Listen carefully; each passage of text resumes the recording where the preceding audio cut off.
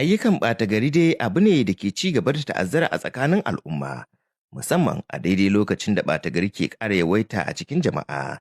Suke kuma fito da sabbin dabarbaru na samun cimma burinsu kan duk wanda ya faɗa komarsu.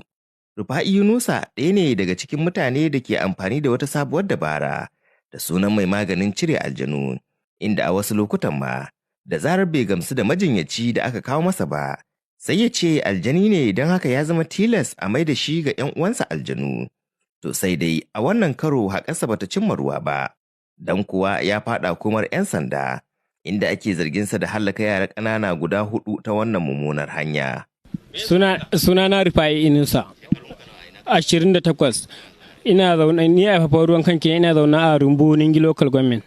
To za ka gaya min me ya kawo ka hannun 'yan sanda? An kawo ne da laifin kisan kai.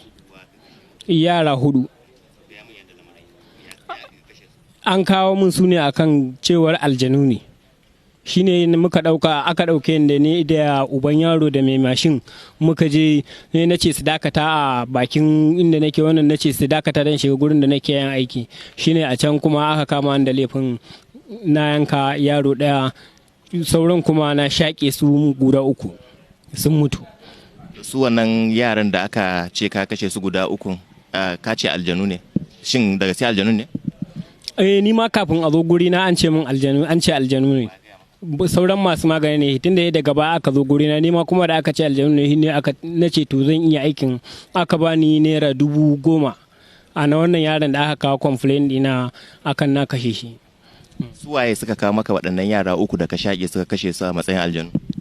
Na Sakina 1, na Farida 2, sai na Ya'u Gameru 3, wato sai na ɗan Kafi shi ma guda 1, shine wanda aka ce shine wanda na yanka.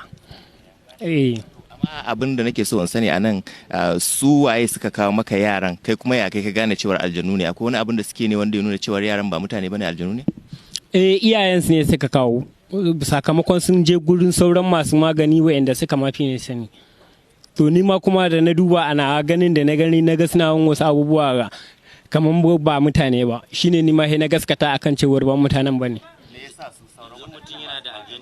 Su kuma wayancan abin da yasa ban san menene yasa ba za su iya ba, shine aka kawo guri na. To ni kuma kuruciya da kuma ganin kuɗi shine yasa na kashe wayannan yara, aka ba naira 10,000. A'a, 1 an bani 8,000, 1 an bai 3 an bani 2,000, an bani 10,000, wannan 8,000, 1 kuma 3,000. Idan mutum yana da aljanu ka gan shi kana iya ganewa? Idan mutum yana da aljanu a da, idan na gan shi na iya gane shi kafin na shigo hannun hukuma, amma kuma da na shigo, da na riga na shigo hannun hukumar Bauchi State, na shigo CID Bauchi, shikenan ba na iya gane komai. Yanzu ya kake ji kasancewar an kama ka kashe mutane wadda kake zargin cewa aljanu ne, ya kake ji? Ina yin ladamar abin da na aikata, kuma ina mai roƙon yafiya a gurin iyayen yaran wayanda na yi wa laifi da su yafe min abin da na musu, sannan gwamnati ta duba abin da na yi ta yafe min, kuma akwai hukuncin da ya dace daidai da ni a yanke min shi. Amma ina roƙon alfarma dan Allah dan annabi, gwamnati ta duba abin da ta yafe min dan girman Allah, ba dan sake aikata kuskure irin wannan bagwada, don canza wata sana'ar yaso ko da tallan fiyota ne kuma a rana ina samun naira 5 ya fi min alkhairi da wannan sana'ar. Ina kira ga sauran mutane, 'yan uwana al'ummar annabi, da su tsoraci son kuɗi, su gujewa son kuɗi da kuma neman san abun duniya. Wannan kayan Sakina ne da ta kai min yaranta, ita ma shine wanda na shaƙe shi. Ya mutu. A'a, shi shaƙe ne. Kakakin rundunar 'yan sanda na jihar Bauchi SP Ahmad Wakili ya mana ƙarin haske kan yadda lamarin wannan matashi ya iske su, har ma suka kai ga cafke shi.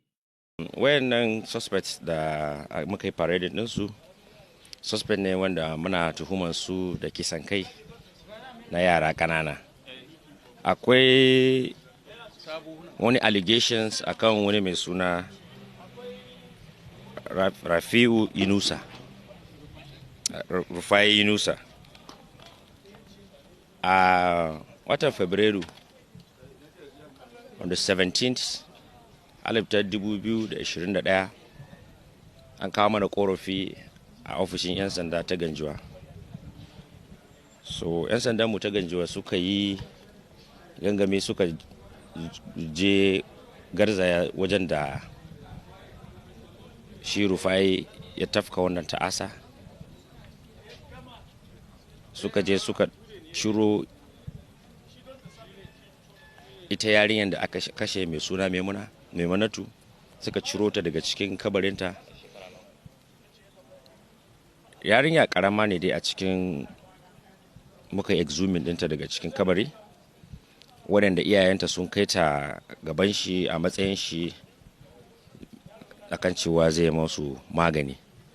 To shi dai wannan boka yana amfani da wannan damansa akan cewa shi boka ne, ashe ƙarya ne, ba boka bane.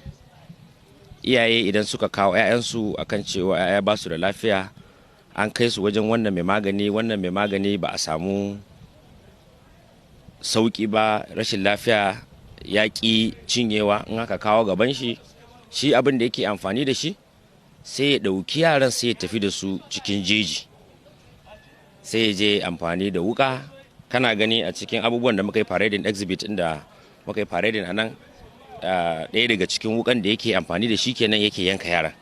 So in yi amfani da wuka ya yanka, sai ya dawo sai ya zo ya gaya wa iyayen yara akan cewa ɗanka dama ana gaya maka aljani ne, idan muka je wajen magani ba zai dawo ba. To haka yake amfani da wannan har Allah ya sa dubunsa ya cika, na ƙarshe ita ce Maimunatu. To a 'yan sandanmu na Ganjuwa division suka garzaya, suka je suka yi arrested ɗin shi, suka yi transferring case zuwa na state CID.